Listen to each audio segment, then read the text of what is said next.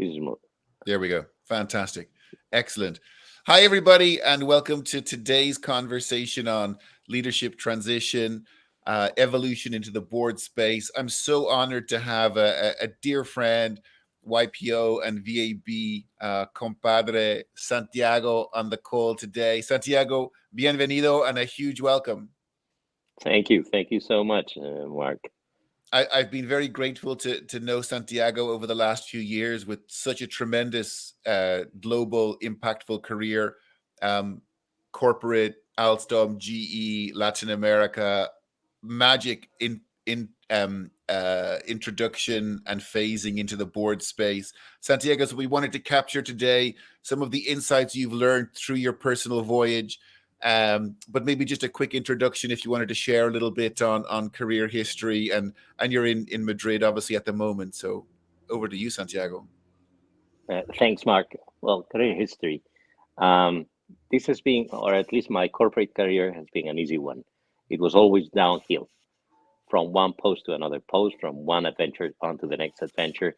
And I was always, I would say, propelled by a positive emotion of motivation, new discoveries, new markets. That was the case in Africa, in East and West Africa. That was the case in India and Southeast Asia. And when I moved to Latin America, it was exactly the same throttle into my spirit. So I would say the pattern was um, easy to go and easy to follow the flow.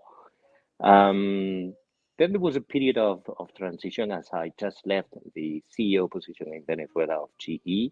I started with a new spirit, plenty of energy, trying to look for new opportunities in the marketplace. The marketplace, or the market, or the place, I would say at that time was Venezuela, which wasn't an easy place, and I've never been in an easy place in my life.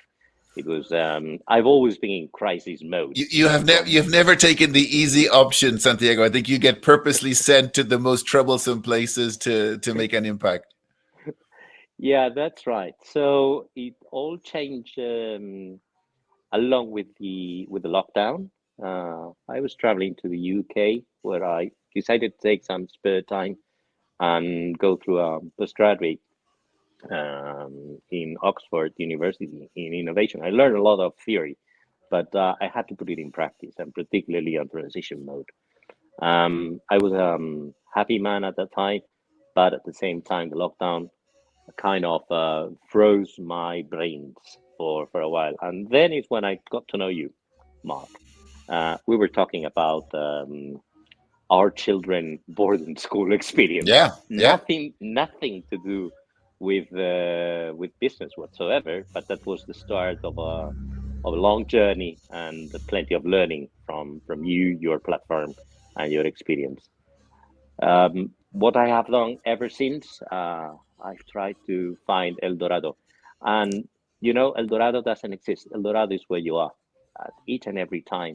And I wouldn't change any minute, month, or week of that pursuit of looking for new ways to exert influence, looking for new ways to put at play the professional experience in whatever roles I've had thereafter.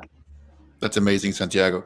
Santiago, maybe talk a little bit about when we work with kind of executives with that kind of long hired gun corporate career, when they venture into this kind of new phase of career, very often they're not equipped to kind of understand how to engage in the market, how to network, how to have a strategy and a process. So maybe talk us through some of the learnings that you went through there, finishing that incredibly impressive corporate career with some of the largest corporates in the world, to suddenly kind of repositioning as advisor and trying to figure out, look, what's next.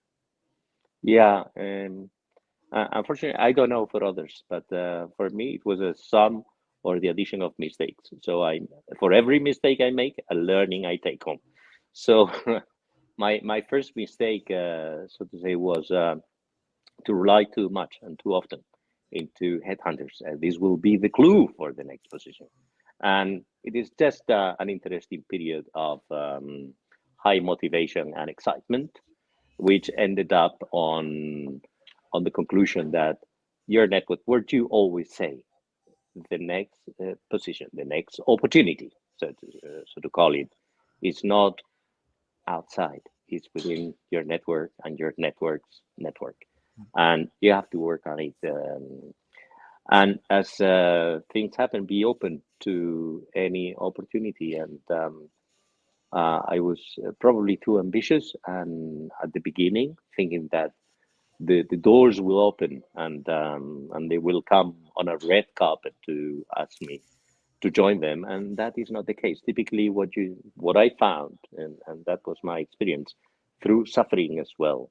Mm, My experience was the opportunity is just next door, and if you genuinely, it goes with being genuine, being from time to time humble enough to say, I need some help. I'm looking for this or I'm looking for that.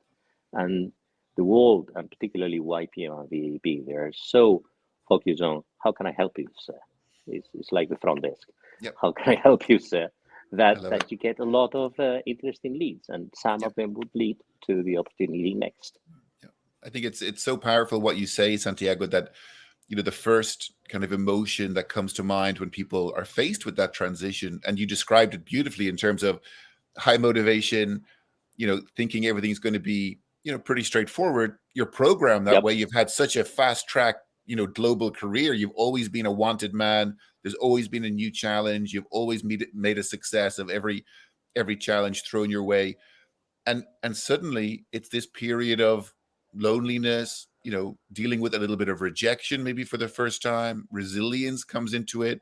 What kind of I want to talk a little bit now about the your evolution into the board space, which is, I want to get your insight on that, going from executive into board, and how you need to kind of think a little bit differently to add value and impact on the boards. But maybe before going there, Santiago, just a little bit on what advice or guidance would you share to anybody, to you a few years ago, stepping into that Mm. transition for the first time? To the previous me. Yeah. Yeah. It may not be an advice, it's more a reflection, a remark or a comment.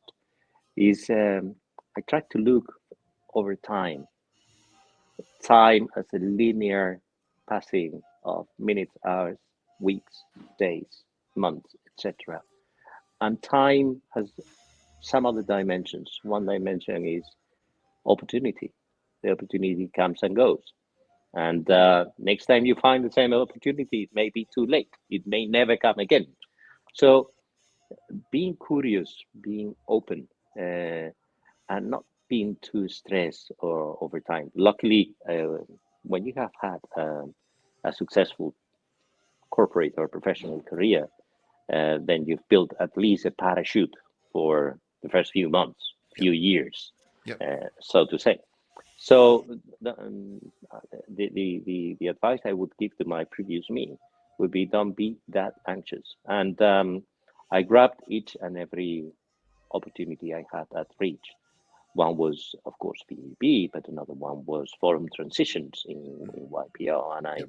I had three forums, my Yep. local chapter forum, my previous forum, the international transition forum, and so on.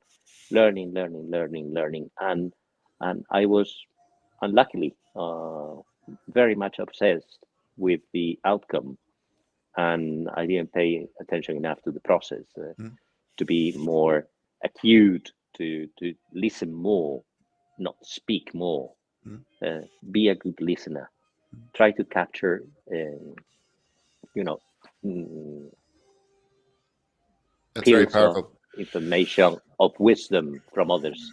Yeah, that's very powerful, Santiago. And I think Sorry, that the go ahead, Santiago.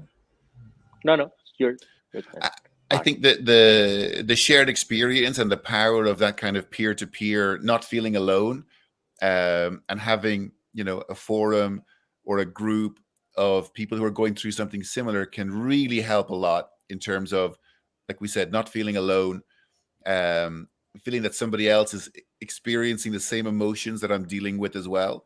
And like we said, it's extraordinarily difficult if you've had a 30 plus year fast track corporate career, it's very difficult to suddenly, not have the phone ringing or, be the ultimate decision maker. And we touched upon some of the impacts it can have. I mean, having the financial parachute, as you mentioned, can make a big difference. At some point, that pot, dwindles. Yeah, if there's no fresh income coming in. So there's a lot of kind of emotion and psychology and financial impact around kind of, the loss of that executive career. But like you said, it's through the power of those either shared experience and then being open for conversations, really jumping into your network, really like expressing and engaging and talking, if it's your own network or joining other communities or being part of something, Mm, every day, like you said, it's, not being, it's easier to say, and we know it's harder to do, not suffocating or being kind of crippled by anxiety. Oh my god, it didn't happen today.